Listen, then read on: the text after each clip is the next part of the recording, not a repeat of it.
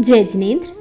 हमने कई बार देखा होगा कि कुछ लोग इतने इंटेलिजेंट होते हैं कि उन्हें एक बार याद करने से ही कोई चीज़ याद हो जाती है, या फिर मात्र देखने या समझने से ही वह उनके दिमाग में छाप छोड़ देती है। और वहीं कुछ बच्चे या कुछ लोग ऐसे भी होते हैं जिन्हें कितना ही पढ़ा लो या याद करा लो, कुछ भी करा लो, पर याद नहीं होता। तो यह सब उनके ज्ञानावर्णी कर्म के कारण होता है।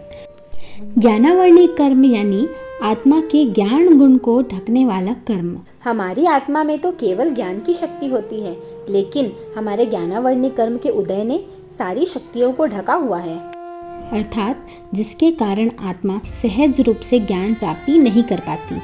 यह कर्म आँखों पर कपड़े की पट्टी के समान है।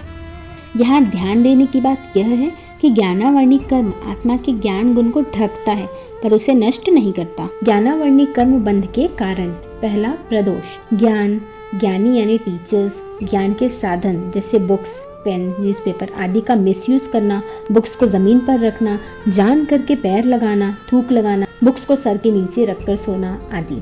दूसरा, निन्हव, जिससे हमने ज्ञान लिया उसका नाम छिपाना, उनका उपकार स्वीकार ना करना, चाहे छोटा हो या बड़ा, कैसा भी ज्ञान किसी से भी लिया हो, पर फिर भी कहना कि मैंने इनसे पढ़ा ही नहीं है। तीसरा, मात्सर्य, ज्ञानियों और ज्ञान के साधनों पर मन में द्वेष रखना या अरुचि भावना रखना, इंटरेस्ट नहीं शो करना। चौथा है अंतराय, किसी को पढ़ाई करते हुए या ज्ञान अभ्यास करते हुए उसमें रुकावट डालना, ज्ञान के साधनों को छिपा देना ताकि वो पढ़ ही ना पाए, किसी को पढ़ाई छुड़ाकर उसे अन्य काम में लगवा देना।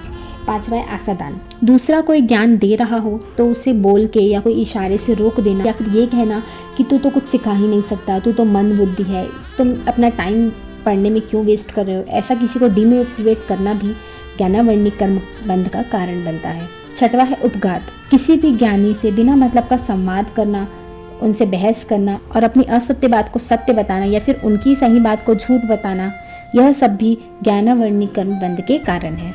ज्ञानावर्णी कर्म के निवारण के उपाय। हमें ज्ञान को विनय और बहुमान से पढ़ना चाहिए। यदि रोज रोज पढ़ के भी हमें याद ना हो, फिर भी हमें हताश नहीं होना चाहिए, उसे पढ़ते ही रहना चाहिए। ज्ञान के साधनों का सम्मान और बहुमान करना चाहिए।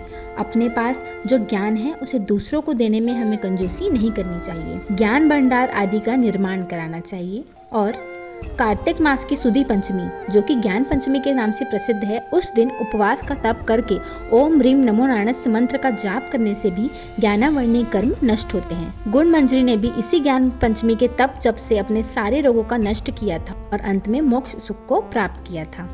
तो जैसे कि ज्ञानावर्णी कर्म हमारे ज्ञान गुणों को सिर्फ ढकता है, नष्ट नहीं करता, तो हमें भी अपने ज्ञानावर्णी कर्म को क्षय करने का प्रयास करना चाहिए, जिससे कि हमारा ज्ञान गुण और निखर सके।